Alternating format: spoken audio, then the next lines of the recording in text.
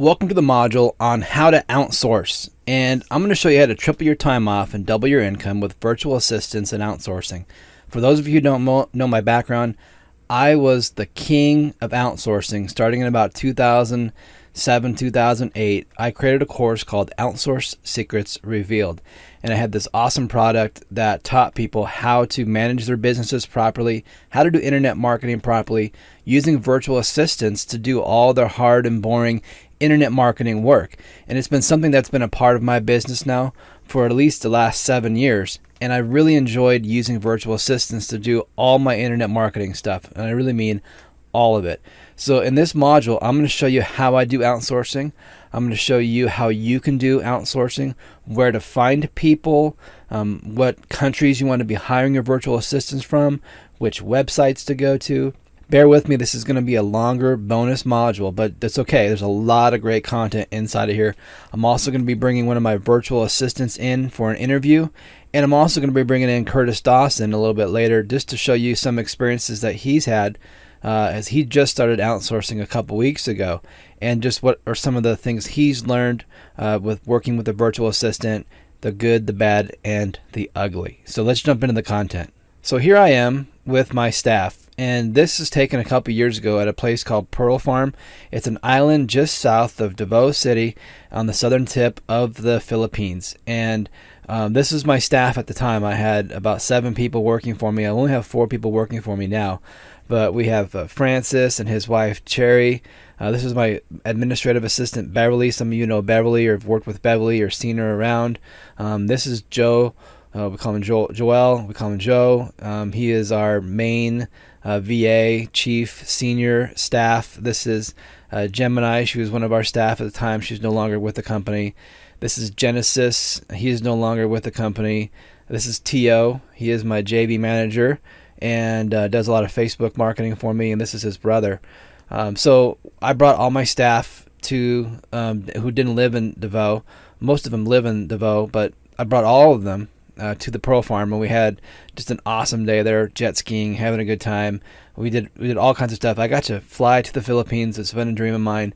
Meet my staff, take them out, wine and dine them, and just have fun. There's no work involved. It was just going out and having a good time, showing them appreciation for all the amazing things they've done for me and my company over the last several years. Many of these workers that you see that I pointed out here, they've been with me for years. Francis is no longer with the company. But my main 4 people now is Beverly, Joe, Tio, and then another person named Romwell, who's not in this picture because we hired him about 3 months ago. So why I outsource? It's really important because your life is valuable. Your time on this earth is only here for so long. I was born in 1970, and each one of these boxes on this page here represents a year of your life. And if you take these boxes and you check off how old you are, and you see like maybe you're in your 50s, your 60s, your 40s, and you see how many years are left on average for you, there's not much time to go out there and enjoy yourself and live an entrepreneur's lifestyle. Live the lifestyle of the laptop millionaire, where you can travel the world and have an internet business wherever you are. As long as you have an internet connection, you can make money from your office, from your hotel room, from the beach, or from the pool. That's the laptop lifestyle of that I want to live. And so I've planned purposely to make my life all about me not doing everything and my staff doing as much as I can possibly get them to do for me. So I have the freedom that I enjoy as an entrepreneur. I can go to my daughter's school, watch her play. I can go swim in the backyard. I can go on vacation.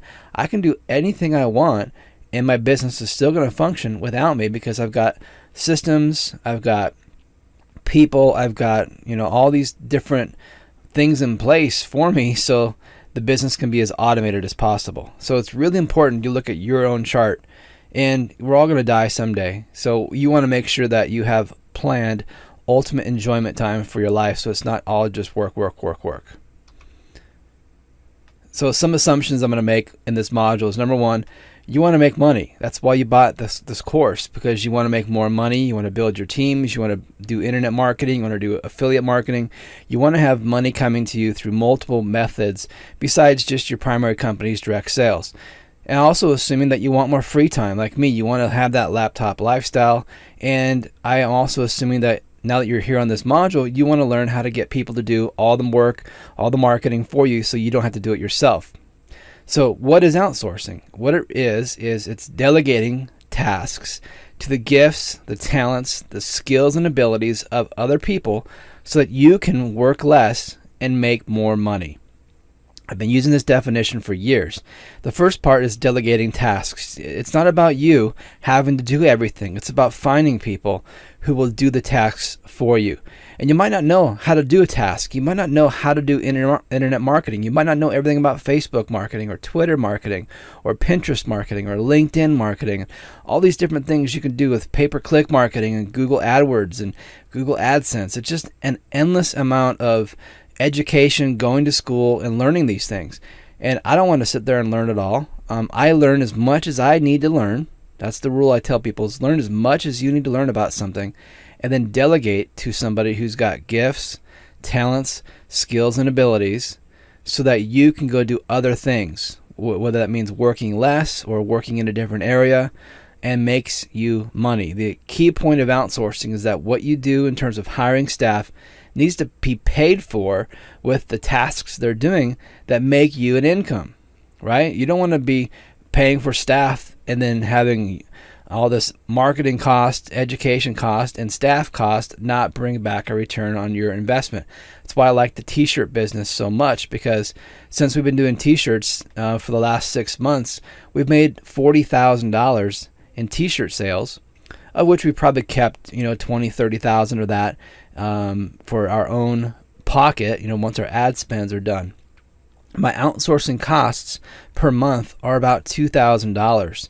Okay, so you can see that I'm getting a good return on my investment from these expenditures to having staff working with me, because it's paying for itself with the efforts they're doing, building my t-shirts, setting up my Facebook ads, and doing all that kind of stuff for me. So you definitely want to be using outsourcing in a way so it gives you your ideal preference, which is either working less or doing other things that make you money. I use different outsourcing methods to help this get done. I use tools that can increase productivity so things get done faster. I use systems so I can automate processes faster, and I can keep everything together with order and processes and process maps, and just outlining things out so everyone knows what their responsibilities are. Everybody knows what they're supposed to be doing each day. I check in with them in the morning, I check in with them at night, and everything is getting done for me, and I don't sit there and micromanage every little detail of my team. They're trained by me to know what to do without me, so I'm not sitting there micromanaging them. We use software that can also help us automate things. And I know many virtual assistants that are out of jobs, unfortunately, because software has replaced them. And that's a good thing in some cases, and it's a bad thing in other cases. But, we used to have virtual assistants on our team that would take content and then articles and videos and pictures, and they'd post that content into Facebook pages for us. Well, then we found software that did all that for us, and it took content from other people's Facebook pages, and we sucked the content from their pages into our pages automatically, and a VA never has to touch it. It's once you set it up, it's a set it and forget it system. Now that took a lot of time for our VAs to go and do that by hand, and now the software that does that for us, it's amazing. We actually show you that module. It's in the bonus modules on posting and curation for Facebook curation, and it's definitely something you guys want to do if you want to automate content to your pages. It saves you a lot of time and money. And then outsourcing is also the people. It's the people. It's the wonderful people who want jobs and they're looking for employment, and you're going to be their job placement service. You're going to be the company that gives them the job they're so desperately looking for, and they're hoping to work from home. They're hoping to get something they can do right in their own office at the house and never have to leave, take care of their families, and kind of have that lifestyle that you have where you can be home based instead of having to commute to a workplace every day. And I'm going to tell you more about the countries and the people I hire with in just a second, but it's really important that you respect people. Even though they're working for you, they're also at their homes, and they're going to have some challenges with that, just like you do. with your family interrupting you, your daughter, your sons, your parents, whoever lives with you. You got to manage all that as well when you're at home. It's like when you work at home, you're never really off, or you're never really on. It's like you're either working or you're not working, and you sometimes work at night, late at night, sometimes you work early in the morning, because you make your own hours, right? And you got to respect that for your people. But we do have policies and procedures in place so that our people have set hours they work, just like a person would work if they went into an office, whether it's 9 to 5 or noon to 8 o'clock at night. They follow a schedule, and they get their work done during the allotted time they're supposed to get it done. Now, the reason that people fail in a business, or in an internet marketing business, or in their direct sales business, their networking business, their multi-level marketing business, the reason they fail is really simple, you guys. And the reason is because they set their businesses up to be like this. They've got themselves in every single position of the company. They're doing everything. They're making the phone calls. They're buying the leads. They're chasing the leads. They're writing the emails. They're building their own website pages. They're writing their own autoresponder messages. They're doing everything in their business. And I know when you first start off, that's kind of the way your mentality is, hey, I need to do everything because I don't know enough. I need to learn how to do all this, right? And I understand the need and the desire to do that, but you want to quickly move from that phase where you do everything to the phase where you've got a team or a staff, or at least just one person working for you, doing as much of your busy work and the work you don't want to do for you. And it's really inexpensive. It's really cheap to do this. As a matter of fact, to hire somebody that works for you in the Philippines, a part-time worker is only going to cost you about $200 a month. That's right. Can you guys believe that? $200 a month for someone that's going to work about 20 to 25 hours. And then if you're going to have someone that's full-time, you're going to pay them between $400 and $500 a month to work full-time. That's 40 hours a week when you hire someone and use somebody from the Philippines. That's right, you guys. We outsource to the Philippines because that is the best place to get English-speaking workers who do great work for you, and they understand the internet, they understand English, they can speak English, and they can do a lot of cool tasks for you. So don't put yourself into every slot of your business. You want to have other people doing the work for you. Your role as the entrepreneur is to do these 4 things. And this is really important. This is one of the most important things that you need to know. So write these down, make a note of this slide right here. Your job is to possess the knowledge, which means you need to own courses, you need to own content, you need to buy trainings from JVZoo, ClickBank, when different courses come out that teach people how to do certain money-making methods, how to grow their downlines, how to make money on the internet, how to sell products from JVZoo. You want to own those products and have the knowledge, because you don't have the knowledge right now. You've never done it before, you don't know how it works, and the only way to get that knowledge is to get it from somebody else who does. That's why you bought Social Profit Academy. You didn't know how to do Facebook marketing, but now you do. So you possess this knowledge, okay? You own it. You want to have a library of all the content, because then what you're going to do is you're going to give these systems, you're going to give these knowledge that you have to your staff, and they're going to go through the trainings for you. Remember what I said earlier? You have to know as much as you need to know in order to know something. And I don't know how much that is for each one of you, because it's different for every single one of you, because all of you are different in terms of what you know about marketing and what you don't know. So you have to know as much as you need to know so you can have a virtual assistant know what they need to know to do the right tasks for you. It gets to be confusing for people. Like, how can I have a virtual assistant go and build me a blog when I don't even know how to go and build the blog? So guess what you need to do? You need to know enough to go and build the blog, so you know if the virtual assistant has done the work properly to build that blog for you. Now that might sound like, man, I got to go learn a bunch of stuff. You don't have to learn a bunch of stuff. You just have to learn enough stuff so you're always one step ahead of your virtual assistants. You don't have to know the major, all the intricate steps, because that's what the courses are for. So once you know what the course is, what it's going to do, what kind of outcome it's going to give you, and then you learn it, you watch a few of the videos, you maybe glance through it really quickly so you get enough knowledge, then you have your virtual assistants do it for you. So the next step is design the systems.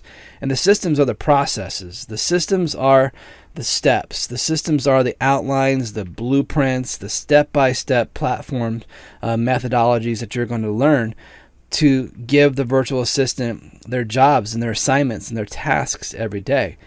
And if you don't have systems in place, you don't know where to go. It's like a ship being blown in the wind in the ocean. It just will take you wherever the wind takes you. So you want to be steering your ship properly towards the goal every day of achieving certain tasks, certain responsibilities, and certain processes that your virtual assistants will follow. You have to design these. You have to put these in place. You have to write these. And you get them from the courses you buy. So a lot of the courses have blueprints. A lot of the courses have process maps. A lot of the courses you buy map out the basic processes of how to do what the courses are teaching you. And you simply will duplicate these and give them to your virtual teams, or write them out by hand. Watch the courses yourself, write everything out by hand in terms of process maps and systems and tasks and assignments, and then you give those to your teams and your staff, and that's how they do their work every day. The next step for you is, once you have the knowledge, once you have the system in place, the next part is you go find people. You need to go find that virtual worker, if you haven't got one yet, to do the systems that you have in place.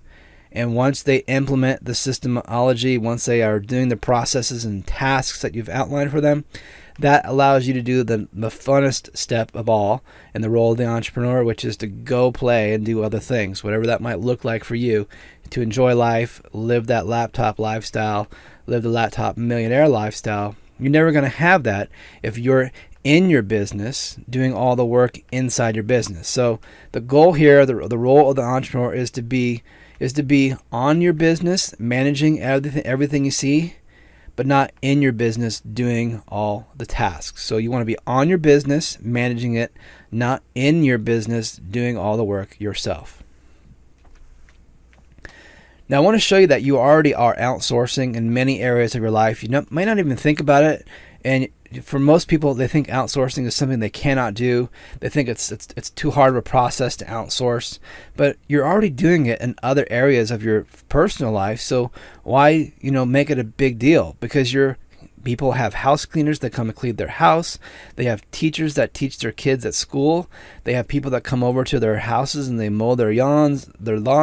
They mow their lawns. They trim their trees, their shrubbery. They make the lawns look awesome. You have mechanics when your cars break down and they fix your car. You have people that do your taxes for you. You go into dinner or to a restaurant, someone prepares a meal for you. You go to the grocery store where all the groceries are put nicely on the shelves and all the produce is put nicely in the produce aisles by somebody else who grew the produce, who bottled the bottles, who canned the cans, and put them on the shelves for you. You didn't have to grow your own food like most people did way back in the day. You don't have to babysit your kids or take care of your kids. You can have a babysitter come and watch your children for you, so you can go have a night out on the town. When you go watch a movie, guess what? You didn't make the movie and have to do the $20 million budget or the $100 million budget to put a movie together to get an hour and a half of entertainment. You spent $10-15 and you got to live vicariously through someone else's efforts that they did for you. Some people have chauffeurs that drive them around. Some people have concierges that do all this extra stuff for them. This is all outsourcing, folks. This is delegating tasks to other people so you can do other things and work less and make more money, right? So if you're doing this on the personal side, why not do it on the business side? And there's a whole bunch of tasks that you can have people doing for you for your internet outsourcing stuff. You can have personal assistants doing all kinds of research for you, all kinds of tasks for you. Like I have Beverly doing research for me all the time, finding videos, finding good pages in Facebook that have content that relates to some of our fan pages, and she connects those pages so that's curating posts and bringing them into our pages. You can have sales teams and qualifiers that call your leads for you. And I have a sales team in Arizona that calls leads for me that want to join my travel business that I have.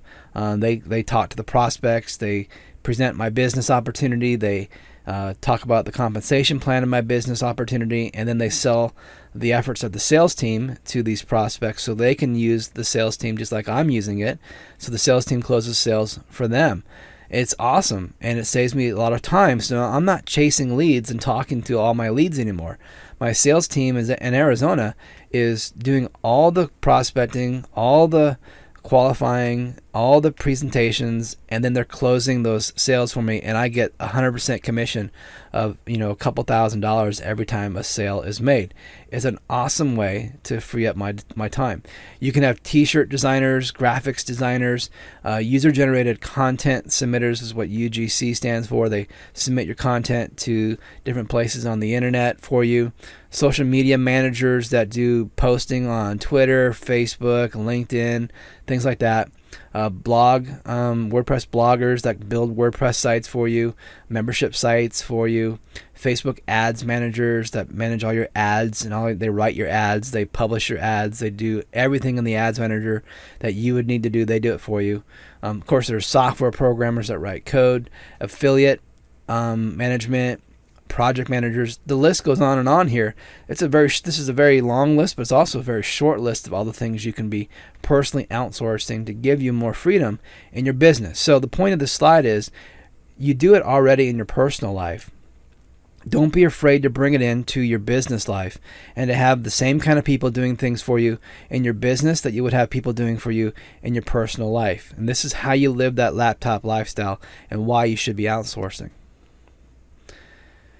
So I like this slide because it illustrates the lady who's spinning plates. And for me, a plate is a business. And every time you spin a plate, people get entrepreneur ADD. They start spinning other plates. And they want to make money over here and they want to make money over there. And they eventually have all these plates that are spinning like this lady is. And it gets to be overwhelmed. And because you have entrepreneur ADD, you can't focus on one plate. And you're running around just trying to keep those plates spinning. But the problem for most people is that the plates aren't even producing an income. If each plate represents a business, each business should be bringing you money, right?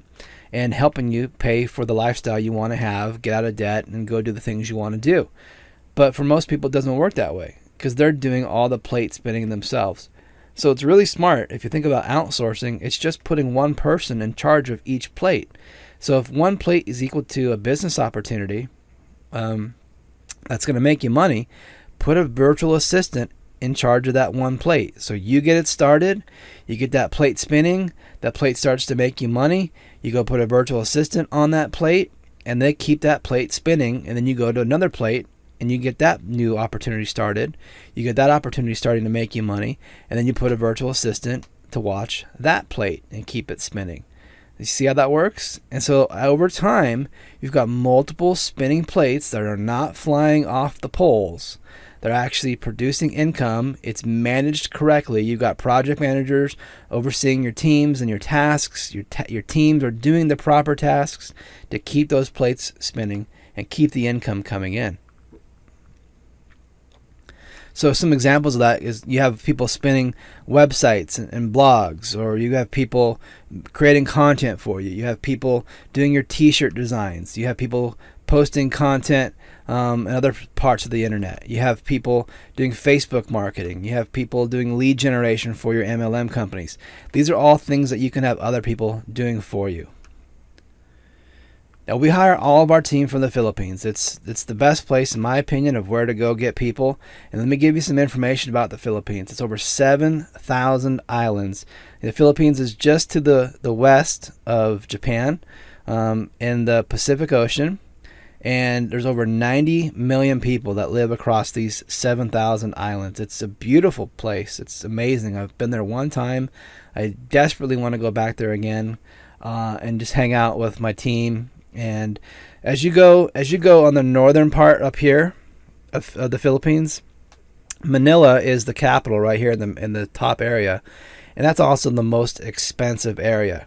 If you ever hire virtual assistants who live in the Manila area or in these northern provinces, that's going to be your most expensive workers. You're going to pay sometimes twice or three times the amount in worker salaries than hiring some people who live down in here in the southern area, which is where I try to hire all my staff in Davao, okay, in this area right over here. So I hire most of my team from this area down here. They're pure-hearted people. What that means is they are in it for the right reasons to make sure you win. And I know that sounds weird because, like, is there a human being out there that's all about you and helping you, win for your business, and there is in the Philippines. They're not selfish people at all. They want jobs, they want security. They're not entrepreneurial. They just want to see you get where you want to go in life. They're hardworking people. They have a work ethic that says, I'm going to work hard, I'm going to do my work, and they have a strong desire to please their employers to do the job according to what was set out for them and the rules and the processes and the systems you put in place. They all speak English. They go to school. They learn English in school. They speak Pinoy and they speak Filipino Tagalog language amongst themselves, their family, and their friends, but they can and they will speak English with you, and they can type English as well.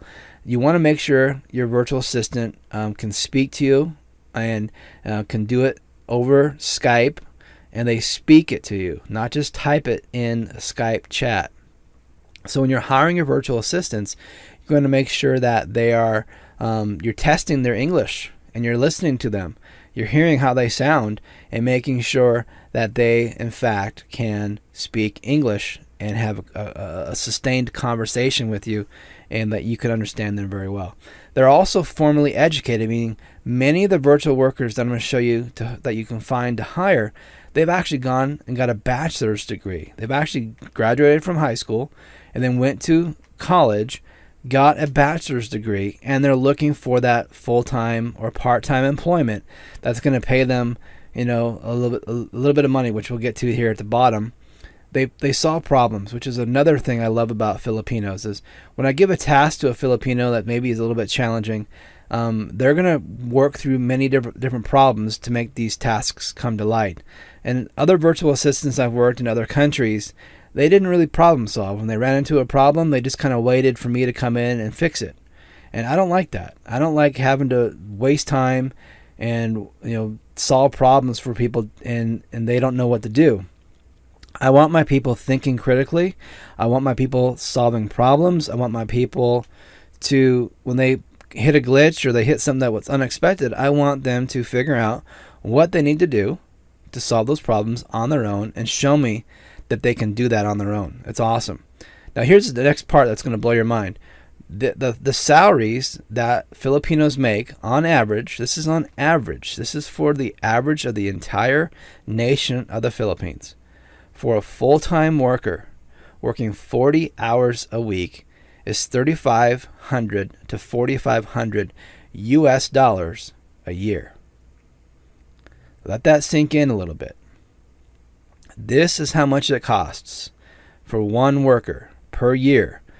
If you do the math, you realize that that's how much it costs in America for one full-time worker for 1 month's wage.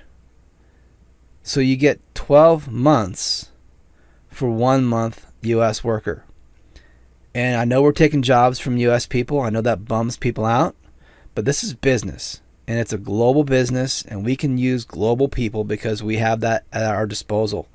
And if I could pay someone in America, $300 to $500 to $600 a month to do the same things in the Philippines, I would.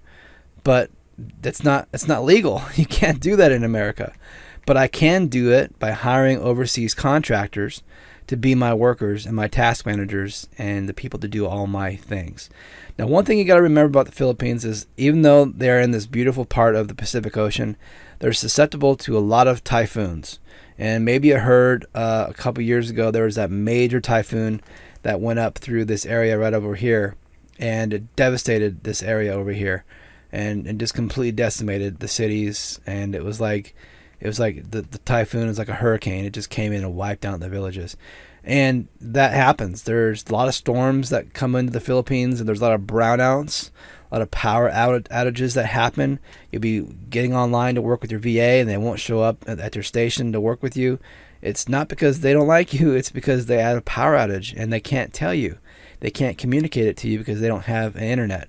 So I always have systems in place where if there's power issues, they can't get online, they're supposed to text me, or they send a text to our project manager, and then she texts me so I know what's going on. Everything is cool.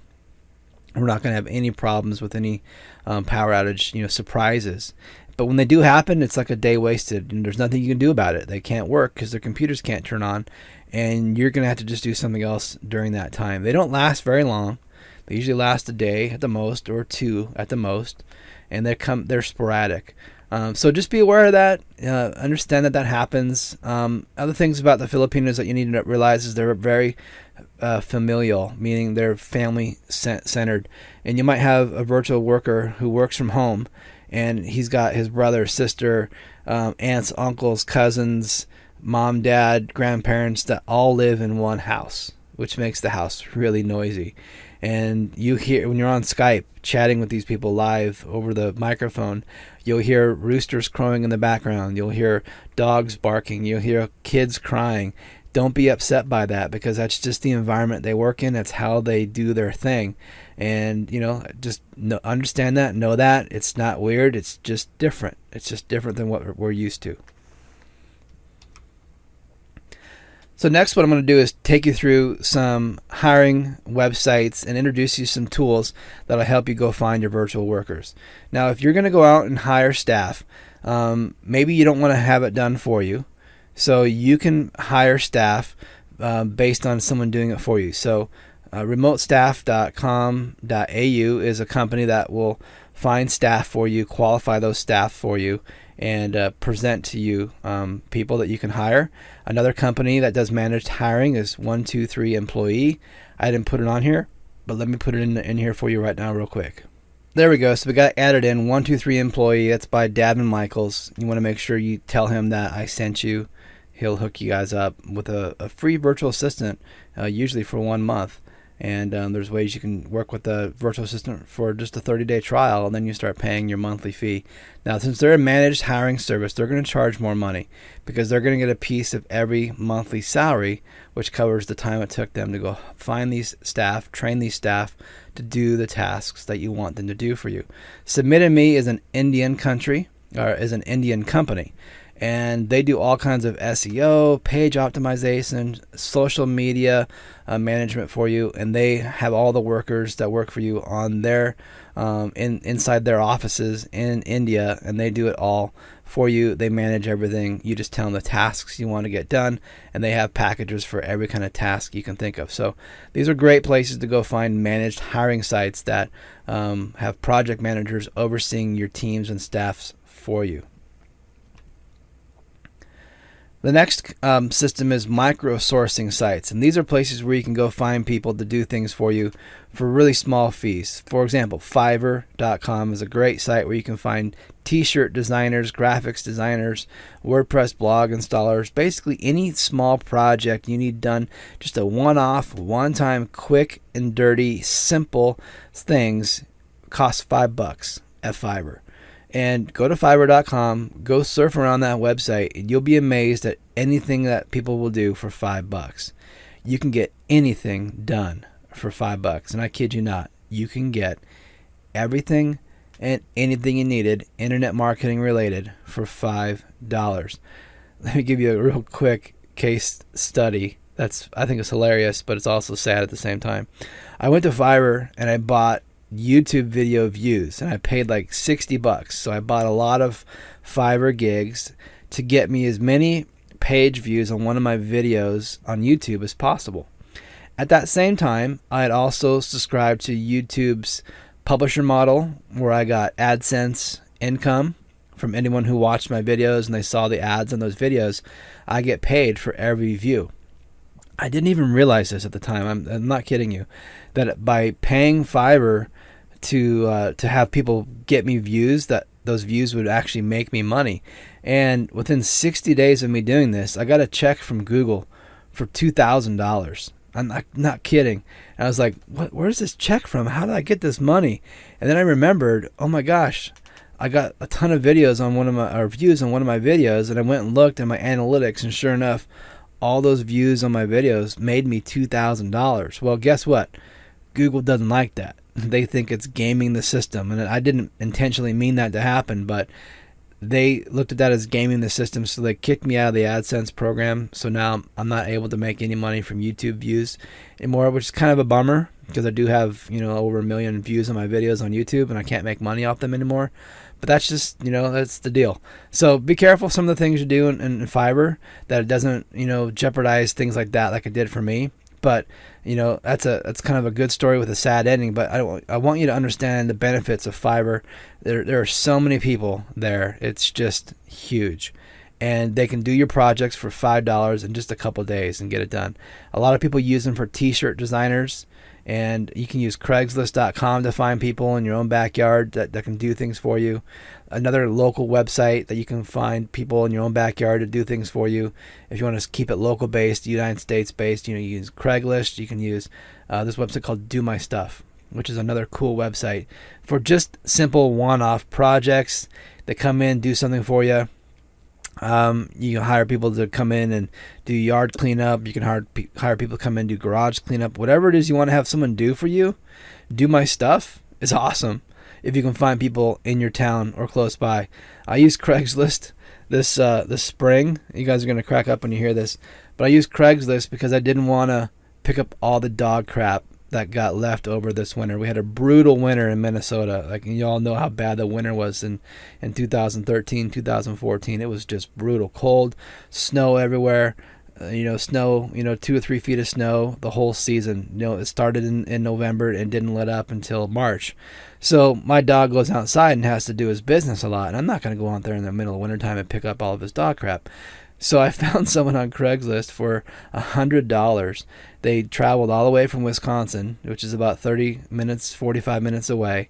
And they came over to my house for $100 and spent 3 hours in my backyard picking up all the dog waste from 5 months worth of winter, and saved me a ton of time. And there was 2 people doing it. If I would have done it myself, it would have taken me 5 hours or 6 hours, and it's nasty, disgusting stuff. So getting people to do your stuff is what it's all about, without you having to go out there and do it yourself. For me, that was a huge time saver. My time is valuable, and I don't want to be out there slugging through the sloggy grass and all the other mess that's out there. Okay, so the next place you can go to get virtual workers it's another project-based or freelance kind of site. It's very similar to Fiverr, but you're going to pay a little bit more. So instead of $5 for tasks, you can get coding done. You can get programming done. You can get more work done than just quick little $5 hits. And these are the places you want to go to find people that can do one-off projects for you. Odesk, Freelancer, Elance, Guru. I got freelance in there twice because I think it's important. I don't know why I have it in there twice. But watch this. Through the magic of internet, it's gone. So these are the websites I recommend you use to find people who are going to do bigger projects for you. They're not necessarily meant to be full-time or part-timers. They're just going to do a project. And a project might take you several weeks. It could take you several months. Okay?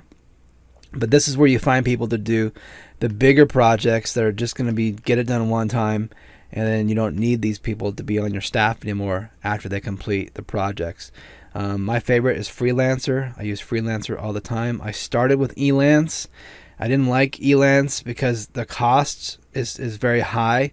The minimum you could pay at Elance was $50 to get a virtual job, a project started, whereas Freelancer, the minimum was $30. So I saved $20 for every project by using Freelancer, and I found it was the exact type, same type of people behind the systems doing the same tasks. So I saved some money. So you might have some different experiences with these. A lot of people love Odesk. I've used them, and I enjoyed Odesk as well. They all have their pluses and minuses. I don't have time to go into them all. I'm just going to tell you that Odesk is great. Freelancer is great. Elance is massive. Guru is really meant for other things like coding, and I think it's okay if you need coding projects done. But you can get all these things done at all these different sites I just showed you here. Surf through them, get familiar with them, find out how they work, go through their trainings on each one of these websites so you can learn how to post your jobs and find people who will do your jobs for you. The last one we're going to talk about is job board sites, and this is where you're going to go if you want someone to work for you on a part-time or full-time basis. This is the sites that you're going to look at when people are looking for full-time, part-time, permanent employment positions that are going to last as long as they can possibly last, and have people come on your staff and be a part of your team. This is the stuff that I use all the time, because I do bring on staff and try to hire them for permanent positions, whether they're part-time or full-time, to be working with me. I have 2 VAs that are basically full-time, and then I have 2 VAs that are semi full-time. They work 30 hours a week for me, and I found them all using these processes you see here. EasyOutsource.com is a great website for finding Filipino workers. FindVirtualAssistants.com is online. It's a great website called Online Jobs. You can go there and you can find Filipino workers to do your part-time and full-time jobs. BestJobs.ph is an Asia job board for all kinds of people who live in Asia, including the Philippines. It is a more expensive website. You have to become a member to join it, to use it. But it's like $300 or $400 a year to be a part of that. Just pay it. And if you're going to be hiring a lot of staff to work with you and you have the funds to do it, pay your membership fee, get access to those sites, and that way you can find all the people you need to find to do all your work for you. Look through the resumes. Both FindVirtualAssistants.com and BestJobs.ph are membership fees to be a part of them. But they have the best workers there. So it's definitely worth it to go to those websites. Click on those links, learn about those websites, and check them out. The next one is Hire My Mom. This is for US-based people who want to hire stay-home moms.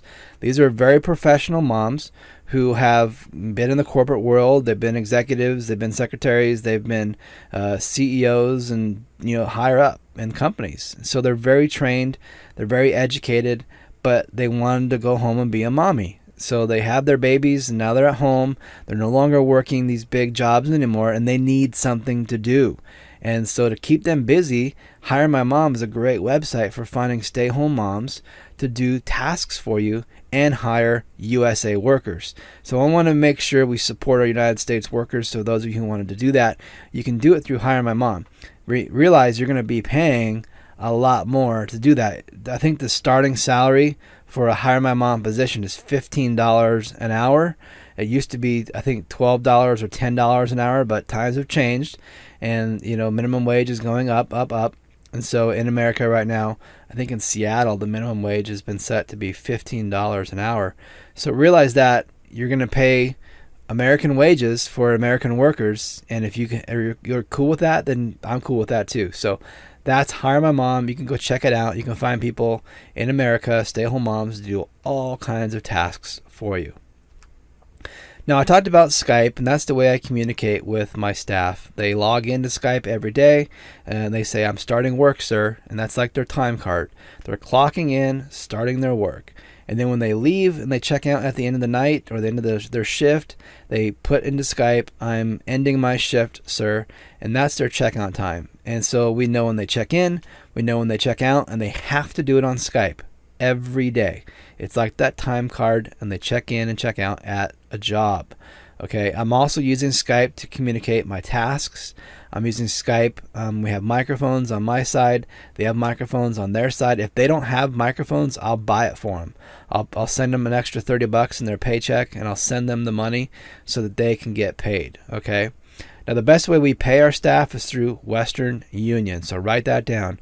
We send money through Western Union. It's really simple. I send it from my bank right to their bank in the Philippines, like a direct wire transfer. It costs me $7 or $8 to do it for every person, and that's just the cost of doing business. It's a cost you're going to have to incur. It's okay. It's a little bit high, but that's just the price we pay to have the convenience to have Filipino workers working for us. So everything is managed through Skype, and I have my team all set up on special Skype, groups, and that we can communicate to. My project manager, Beverly, she oversees all the staff in the Philippines. She lives in the Philippines. They check in with her as well. She gives tasks that I give to her, and then she delegates to the team who's responsible for certain skill sets, and they do the tasks for us. And if they have problems, they communicate with Beverly first, and then she comes to me, and we deal with it. And she deals with all the employee issues. She trains all my employees for me. When we hire somebody, she hires them for me. She goes through the policies and procedures manuals that we have, which you'll see. We have those available to you underneath this video. We have a bunch of our documents that we give to all of our coaching students. I teach and train people how to do this. I have courses and coaching courses that I teach this to people, and you have all that access below this video to all that great content to help you guys learn this processes more. Okay, so Skype is the way we do that. So what I'm going to do next is I'm going to interview Joel, and there he is in the green shirt. So we're going to bring him in here and just do a quick virtual assistant interview, and you guys can learn just a little bit more about how he works with me and what we do together. So what I want to do next is I want to show you guys and introduce you to Joel Cortan. And Joel and I have been working together. Joel, how long has it been, man? Like 5 years now? Almost 6 years? I can't even remember. Yeah, almost 6 years or 5 years. I don't know. Yeah, it seems like it's like long time. Yeah. And I believe you were one of the first group of guys that we brought in to work for the company back in the day, back when Melody was. I think Melody had hired you. Is that right? Yeah. Right. Okay. And so it's been a long time, and I watched. I remember when Joel was single, and then he got married. And then they got pregnant, and now they got a baby. So I've seen him from, basically grow up. And he does a lot of things for our company. So why don't you tell everybody who's watching a little bit about just about yourself and why you wanted to become a virtual assistant, or how you became a virtual assistant, why you chose that, maybe as opposed to doing other things that you know your friends are doing, or things like that. What was the draw for you to become a VA? I go to school for that course, I think. So IT stuff is, I think, my forte. But you went to school to become an IT person. Yep. Like, and what does that mean? Like learning what kind of things? Okay, mostly codes, programs. I got a lot of. I think I'm fond of it. So basically. So WordPress. What are some of those things they teach you in school? Well, first, it got C++. I got basic HTML, basic PHP. Then go to the complex one. Scripting, then desktop programming. So okay. So that was some of the things that you learned in school. And then did you want to work from home, or were you looking to work for a company? What was the draw to be like the VA style? Well, when I get first hired by a company called AOV. Well, can I mention the company? Yeah, go ahead. Okay, so it called Agents of Value. I never thought I'm gonna be a VA or something, like a webmaster, they call it. Yes, so, the webmaster sounds so important. Yeah, but they told me that I was great on it, so I worked fine on it. So you started working for Agents of Value. Yeah. You enjoyed doing that. You were able to work from home, right? Yeah, I do. You didn't have to go to an office and go do your work in an office, right? Yep, I did. You did go to an office, or you did do it from home? I did go to an office. Then last part, I mean, for about 3 years or 4 years, then I got rehired by my client. He told me to why not go work straight home without paying any taxes for and all of that. So the what do you call this? The payout was good, so I took it. Yeah. I resigned good to my company, then go straight with him. Cool. And I don't know how long it was. Then after that, that Melody found you. But what we did is we had a lady that worked for our company called Melody Yeah. Williams, and Melody was my hiring manager, and she would find a lot of virtual assistants for me because I was just too busy to go and talk to people and interview people, and so she handled all that stuff for me. She would interview people, she'd test them for me. She would make sure that by the time that she came to me with some candidates, she had some top candidates that she thought would be the best people for the positions. And I think at the Right. time we hired you, it was to do WordPress stuff, if I recall, and some Right. client websites. And we had a business back then called Traffic Mills, which we don't do anymore, but we used to do a lot of work for clients, and that was okay. But I just don't like working with clients anymore. It's just clients are okay, but managing clients Yeah. is another thing all in itself. And so Joel's had a number of different positions. He's done all kinds of things for the company. So I want you to kind of just remember and think through just all the things I've put you through, all the different kind of assignments and all the different kinds of things you've had to do, and just kind of Yeah. list off, if you can, some of the things you've done for us over the years, that so people can get an idea of the benefits of having a VA that can do some awesome stuff for them. Yeah. Okay. When when I get first hired by Miss Melody to work with Jeff, I started to do yeah, WordPress. Go go to create clients' websites, maintain, do fixes on the WordPress mostly. Then when we took off Traffic Mills, I then managed the hosting account for Jeff. So basically, manage the server, um, cleaning all the stuff about viruses. That's a lot of If fun, isn't it? yeah, no, Not fun. yeah. Yeah. Then what else? Then And then you do some light, some graphic stuff here and there. yeah, um, Joel was the one yeah, that actually designed the whole. He designed the whole branding for Social Profit Academy. So all the PowerPoint graphics, the website design, all that, he made all that. yeah, And then let's see, what else have you done. You pretty much can take a WordPress website and hack it, and rewrite the code and right, yep, make it work right, better, make it work in yeah, ways that it wasn't originally designed to work, just to improve on it. yeah. Um, I think we did PSD to WordPress template. okay. Yeah, I did. We did that for a bunch of clients. I think Yeah, that from means from Photoshop image to a yeah, website design. Like, what is it called when they slice the website up and that kind of thing. And then we also did a bunch of mobile apps too for a while. A couple right, years back, we did a lot of mobile right. apps, and we're doing that pretty actively. But we haven't really done that anymore. Yep. And Go then mobile. yeah, go mobile. But we kind of roll with the trends. We kind of find out what's hot, what's working, what's making money. Right, Because it's all, when you have a virtual assistant, it's all about getting an ROI. You want a return on their time. You want them to be doing things for you that can help you make money and free up your time, so you're not having to do the stuff. I don't know how to do design. I mean, I can do some stuff on Photoshop.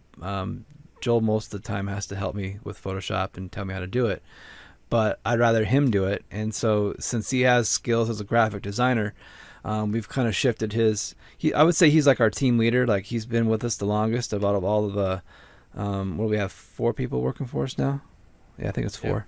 So out of the 4 people, I think you've been with us the longest, and so I would say he's like our senior staff member. I give him sometimes I give him oversight to do some tasks with some of our other team members, and he helps them out. But right. now we're doing graphics for T-shirts and a lot of T-shirt graphic design. So he's doing a ton of that. Do you enjoy doing the graphics for the T-shirt stuff? Is that fun Of for you? course, man. Of Yeah, course, as long as it's selling. as long as it's selling. Yeah, Yeah, gosh, how many shirts do you think we've launched? We've probably launched hundreds and hundreds and hundreds of yeah. shirts. I But think we did. I don't even know if you know this, but in the last since we started doing this, we started in December. Actively kind of really looking at this seriously. We started doing the T-shirt thing in December of 2013, And then in January, we launched some Seahawks shirts. That Joel was the designer of most of our Seahawks shirts, and one of them was called "Rock Out with Your Hawk Out," and that was a funny shirt that we did. I think that one sold like 26, 27 shirts. Did you do the mobile phone? Asked me about free mobile service. Did you make that one too? For Solove? Yeah. Yeah. Yeah, so you made the Ask Me About Free Mobile Service shirt that we sold to a lot of Solove reps. That one sold 46 shirts. That one made like 500 bucks. And it was right after that shirt. That's kind of when we started having success with the t-shirt business. And now here we are, in the middle of June. And we've just crossed over, and you don't know this, Joel, but we just crossed over $40,000 in t-shirt sales. Wow. Isn't that amazing? Yeah. $40,000 worth of t-shirts sold. Now, not all that's profit. Obviously, we spent a lot of money on Facebook ads to make that. But even if it was half, even if we got, even if it cost us $20,000 to keep $20,000, that's still pretty amazing. And so I'm really grateful for all the work that you've done for the company, and it's been great working with you for the last 5 years and going on 6. And we don't anticipate anything changing other than just keep moving forward, keep making t-shirts, keep figuring out new ways to make money. We have other t-shirt staff designers, Romwell, who you oversee somewhat on some tasks and get to work with t-shirt design. We have Beverly, who is like our staff admin, who oversees the staff and projects and just pays the staff and takes in all the daily time reports from the staff and make sure the staff's following the rules and making sure the staff's checking in like they're supposed to every day. Any problems. One of the things that we talk about in the training is in the Philippines there's brownouts and powerouts. We haven't had any lately. It's been kind of pretty solid, hasn't it? But if there's any problems, Joel knows if there's problems, with power, he can't get on the internet. He's supposed to text Beverly, then Beverly finds out, and then she texts me so we know if a staff member can't come in to work at their shift in the daytime. But it works really well to have somebody in the Philippines like Beverly, who's like there to work with our team. And tell everyone what city you live in and what part of the Philippines you're at. I live in I'm not sure if you call state, but I live in Davao City, Philippines. Actually, there are two what do you call it? If that's considered a state, where you had Luzon, Visayas, and Mindanao. So I am at Mindanao. Maybe they call it a province. Is it a province or what I don't know what they call it there in the Philippines. Is it a region? I think so. Yeah. It's more like a state. Okay. And that's on the southern tip of the Philippines. I think I have a map. Let me see if I have a map here on my screen. Yeah, I think you're right. So. Yeah. So he's right down here in this area right here. Right. You got it. And I went and visited these guys back in 2000. What was it? 2011 or 2010? I forget when it was. How many years ago it was? I'm sorry too. It seems like it was like forever ago. Or like. But I flew from Thailand to Manila, and then from Manila all the way down here to Davao, and then took the team out to Pearl Farm for the day. Yeah, we had a great time. We had a great time the whole 3 or 4 days that I was out there. It was a really fun time hanging out with everybody. Yeah. What do you call that? We drink the Irish man. Oh, the Irish car bomb. Yeah, that was good. We did it. Okay. Yeah, we had a good time. We took them out to dinner. We went out rappelling or zip lining and went to the zoo and just ate food and hung out together. It was no work. Right. It was all just fun stuff. It was just right. It was a good time for me to be able to meet the team for the first time personally, and so kind of been a dream of mine to be able to go to the Philippines and do that, and I was able to make that happen. But it's really good, you guys, when you have someone that you can work with like Joel. I've been able to help him support his family. The longer he works with us, the bigger his paychecks become. And you can tell people what is your current salary? What are you currently making right now as your monthly salary? Right now, I'm on 725 or 50 Yep. a month. $750 a month. And I think when you started, maybe it was like 250 or Yeah, 300 or something right. like that. So I mean, it's increased, and we want to continue to see that increase. You're probably up for another raise here pretty soon. Sweet. Yeah, I mean I'm he's looking doing forward to that. yeah, he's doing a good job. He's doing a good job, and we want to keep him around. We want to make sure he's paid Cool. well. But Cool. he's got a wife now. He's got a little baby girl that's now in the picture. So as your staff grows and their life changes, and they you need to take care of your people as much as you can too, so they can stay True. with you. But when you find good people like Joel, you want to keep them. You want to hold on to them as long as you can. You want to honor them and make sure that they're taken care of. We were able Cool. to when Joel got married. I hooked him up at the hotel there in Davao, so he could go to the what was it called, the I love presidential it. hotel. Was that Marco Polo Yeah, the Marco Hotel? Polo hotel. Yeah. So I took care of that so he could have his honeymoon there for this wedding night, and hopefully that was Yeah. a good time for you guys, and It was. it was good. Nice, man. It's awesome. Yeah. So anyway, that was just I just wanted you guys to meet Joel and just kind of see what he does for us, and as you can hear, people in the Philippines, they speak English no problem. Most of them are English, based. They're a little bit nervous about speaking English because they don't speak Right. English as much with their family and so forth. But if you just start talking to them after a while, I think when Joel and I first got talking, he was pretty nervous to speak English, but then after a while, True. it's not been a problem ever. Actually, it's never been a problem. So. And he does good. He does good with it as well. So anyway, thanks for your time, Cool. dude. Cool. Thanks for all the stuff Thanks, you man. do for the Thanks a lot. company. I'll let you get back to whatever it is you're Right. doing, and we'll catch you Yeah. later. Yeah. Rock and roll, man. Thanks. All right. So the last thing I want to do is I want to bring in Curtis Dawson, who I've been working with for a long time, and give you his perspective. He just recently hired a virtual assistant and how it's worked for him. So I'm going to bring him in next. All right, so now what we're going to do is we're going to go to another interview, and we're going to interview Curtis Dawson, a good friend of mine. Curtis has been a student of mine for many years, actually, since way back in the day, back in the Coastal Vacations days, probably 10 years ago, and has watched me basically grow up on the internet. You guys will meet Curtis if you watch his case study. There's a case study of him selling the cruise line shirt where he did over $10,000. Is it grown from $10,000 now? Here we are a couple weeks later, Curtis. Where's that shirt at nowadays? Yeah, it finally ended right around $13,000. Wow, $13,000 on one design, and you've gone ahead and ran it a few more times since then, haven't you? I've ran it a few more times since then, and pick up another 20, 30 sales. Um, each time I've ran it, so it's money in the bank. Money in the bank. So recently, you started seeing what I was doing with outsourcing, and you're kind of like, "Dang, this is getting pretty hard to do this all on my own." So, what were some of the things going on in your business that made you think you need to start, getting more people helping you out? Well, it's the idea of scaling, expanding out. It's all fine and good to launch, on my own as far as designing and setting up ads. I might be able to launch just a handful a day, and it really limits your income.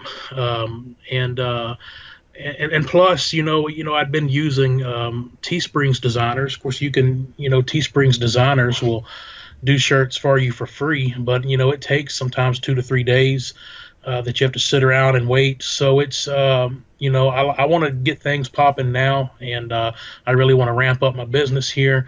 So that's kind of why I headed in the direction of hiring a designer to do that work for me. So, a couple ways you could do that. I taught you how to go to some of the sites, research the sites, find virtual assistants, look at their resumes, interview them, or you could go with the route where you just take a recommended VA. Which path did you do? Did you do both those paths? Kind of how did you get to where you are today? Well, I initially kind of took both of those paths. I started searching one of the sites for looking through kind of the qualifications of different graphic designers of people in the Philippines, and after a couple of days of doing that, I just that's for the birds. So I ended up posting a job posted a job description of what I was looking for in a designer and kind of what I was willing to pay and the hours I expect. And then all of a sudden my emails started getting flooded with people wanting to apply for the job. And of course I ended up settling on one of your old VAs that you had for a little while.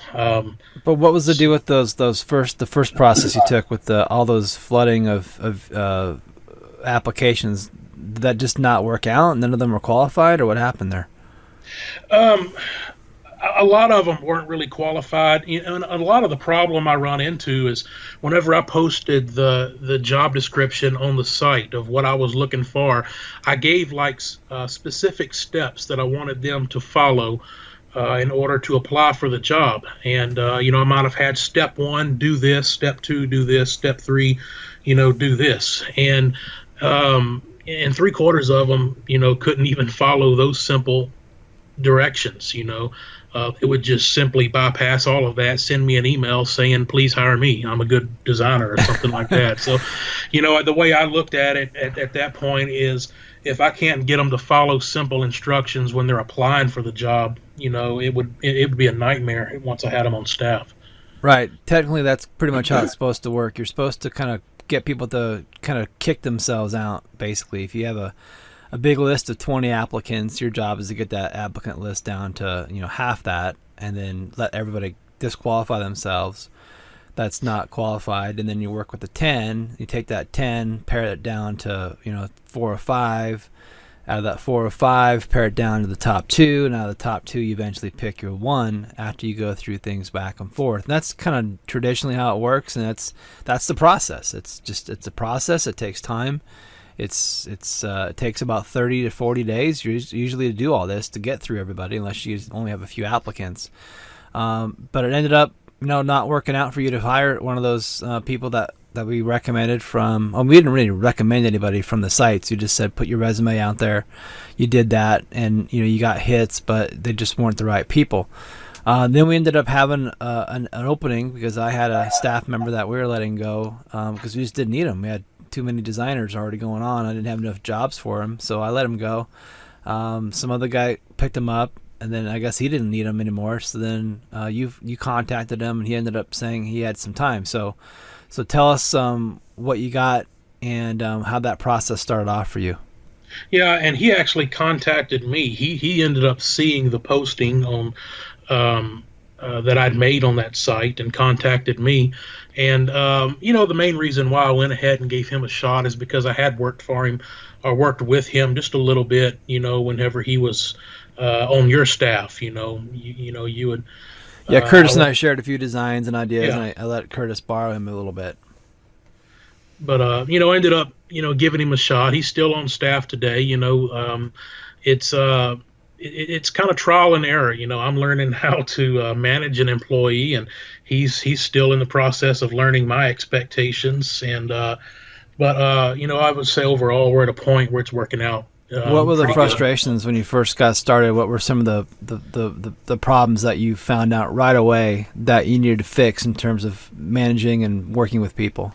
Yeah, I'm gonna tell you, the first week was a real headache. I mean, in fact, I remember shooting you a message about 2 or 3 days into him being on staff, and I was like, dude, I'm gonna let this guy go. It's getting ridiculous. And but I think in the end, a lot of it was my fault. What I'm finding is working with some of these people from the Philippines, and they may be great people, but they need direction. They almost need somebody looking over their shoulders. They need clear expectations, which is something that I have to admit that when I first hired him, I guess I didn't set clear expectations. And, I was dealing with just little stuff that honestly would get me and you fired today in the corporate world here in the U.S. He was scheduled to come in. He's in a different part of the world, so it was morning where he was, but he was scheduled to work. For me, Monday night through Thursday night from 8 p.m. to 1 a.m. And, it was just little things showing up 8:15, 8:30 before he checked in, and, little stuff like that just made me take a step back and kind of evaluate things and see what we needed to do to either let him go and get somebody else hired, or kind of set those expectations that needed to be set. So you had a little bit of a come to Jesus meeting. We And did. said, "Hey, In this is fact, I it's told either him. it's either make it or break it here." So how did you fix that? Well, I told him one night after he come in late, checked in late for about the third day in a row. As he was finishing up his shift, I just told him, just being honest with him. I said, "Man, I don't know if I'm going to keep you past today. I'm going to go to bed and I'm going to think about it, and I'll let you know, the next night." And I think that kind of, it took him back a little bit. He didn't see that coming, but after thinking about it and realizing that part of the blame was probably on me because I didn't set any expectations to begin with. So that next day before he come on, I sat down at the computer and I typed out this list of what I expect from him. Everything from, the work that he does for me to, if you're supposed to be here at 8 o'clock, then you better be checking in by 8 o'clock, if not a little earlier. And likewise, I'm paying you to work till 1 o'clock in the morning. So I expect you, even if you finish up all of your work that I have for you by 1, go Google, use TView and other places like that and start getting other shirt ideas. And so, just stuff like that. But we did have to have a come to Jesus meeting, and I basically had to let him know that he's not the only designer out there. I've got at least 20 different people in my email as we speak looking for a job. So I had to let him know that he's basically on probation, and it's either kind of step up his game a little bit, or I would let him go and hire somebody else. Now, a lot of these newbie, I'm not going to say mistakes, but just experiences, getting into this as the business owner like you are, and then working with the staff. I mean, you've worked in a church. That was your background. You've had secretaries. You had deacons, and people you've worked with on a team before. You know how to manage and delegate assignments and tasks to people. But it is kind of different when it's your employee, so to speak, and you got to feel each other out. And got kind of learn his style. He needs to learn your style, and that's why there's always this 30-day trial that we recommend people go through before they hire and fire people. Or if it's just terrible, like I don't know how many days it was before you're ready just to throw in the towel on this guy, 5 or 6 days maybe. Mm-hmm. You're just like, forget it.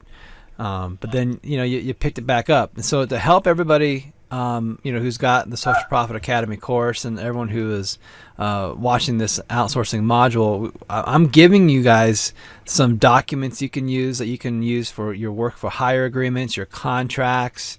So you have a contract that you can use when you sign somebody to become a staff member of yours. You're going to have them sign this contract saying, "I'm an independent contractor, not an employee."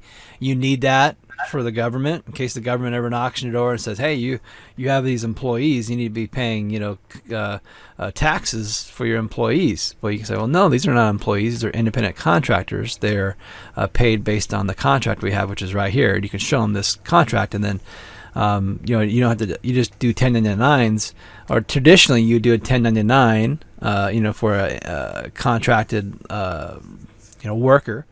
But these are overseas workers, so you don't even send them 1099s. You just report it as an expense on your income tax when you're doing expenses, as a independent contractor expense.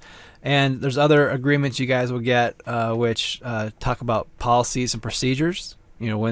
Which you guys can go through with your virtual workers so they understand their expectations, their roles, their responsibilities, what to do when there's an emergency, what to do when the power goes out, what to do if they can't get online, how to contact you, vacation policies, time off policies, all these things, you need to deal with as a business owner when you have normal employees. And it's no different when you're working with independent contractors as well. So you're going to find a lot of helpful documents below this video that you can use to work with your teams and manage your teams as best as possible. Any other advice you want to give people, Curtis, just on this process, what you've learned or what you're looking forward to in the future with it? The only thing I would say is when you're dealing with a VA, be consistent, and at the same time make sure they're consistent I know sometimes, they'll try to push the boundaries a little bit as far as what they can get away with, and I'll still deal with that just a little bit. Set those expectations right off the bat. That way you don't have to go through some of the troubles that I went through, and I'm sure Jeff went through back in the day when he first started hiring VAs. But ever since I set those expectations, it's been night and day. It's just a complete turnaround. We still have our hiccups. He's still learning me. We're just a little less than a month into it, so he's still learning me. I'm still learning him, and but things are looking up as far as the quality work that I get out of him. So pretty soon you'll be wanting to hire your next guy, like one of the guys like I got. You're gonna want a Facebook guy pretty soon. It's gonna do all your Facebook ads, huh? Yeah, absolutely. And I hope real soon to get to the point to where I have my designer doing my designs and my Facebook guy setting up all of my ads, and all I have to do is just sit back and kind of oversee everything and sit cash back and out count those the money. Or checks. you're getting ready to go on a vacation soon. So what are you going to do when you go on vacation? You're going to have a big long list of assignments for him and things like that, or what's your plan?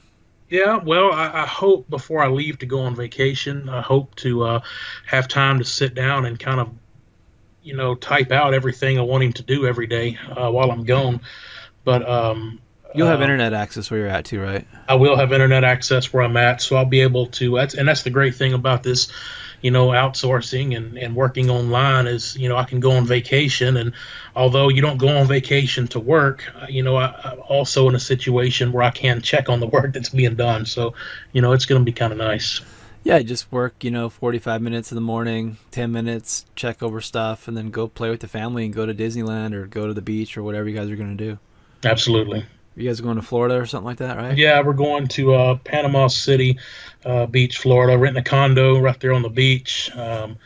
Really looking forward to it. My sister and her family is coming with us, their kids, her husband, and we got about a week and a half before we blow out of here for a week. So Awesome. We're getting pretty stoked. Well, thanks for giving your perspective to everybody. I'm sure it helped everybody just learn through some of the mistakes you make and some of the good things you're doing. They can follow right along with that. And I appreciate everything that you shared. Thanks very much. Thanks. So that concludes the module on outsourcing, and I hope I gave you a lot of information that's going to be useful and helpful for you when it comes to, outsourcing and delegating tasks to the gifts, the talents, the skills and abilities of other people so you can work less and make more money. That's what it's all about. And don't forget the role of the entrepreneur. Possess the knowledge, design the systems, hire people to do the work for you, and then once that's in place and you got a set it forget it system, you can walk away and go and do other things that allow you to live the lifestyle that you've designed for yourself, the entrepreneur lifestyle, the laptop lifestyle, the laptop millionaire lifestyle. Get people to do your t-shirt designs, get people to do your Facebook marketing for you. Teach them, train them how to do these things, and you're going to find that you're going to have a much more enjoyable life, more time with your family, more income, and I think it's just a lot of fun working with people in other countries, in the Philippines as well. So I hope you enjoyed this module, and I hope you got a lot out of it. Go use it, put people in place in your business right now, and this is Jeff signing off for this module.